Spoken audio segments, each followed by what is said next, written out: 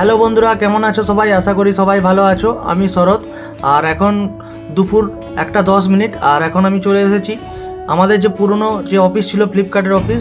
তো এখন আমি অফিসের সামনে, আর এখানে আমার একজন ফ্রেন্ডও এসে গিয়েছে। আর আমি গিয়েছিলাম আইসক্রিম ডেলিভারি করার জন্য।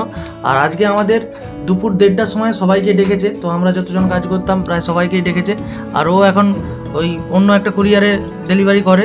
তো আমার বন্ধু ও এসে বসে আছে, একটু তাড়াতাড়ি চলে এসেছে।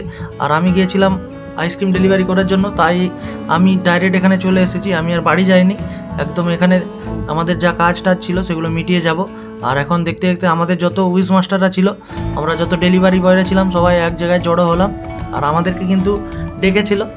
এই অফিসটা কিন্তু আবার নতুন করে চালু হবে, আর এটা কিন্তু ডাইরেক্ট ফ্লিপকার্টের অফিস। আর আমরা আগে যেখানে কাজ করতাম সেটা কিন্তু একটা থার্ড পার্টি ভেন্ডরের আন্ডারে কাজ করতাম।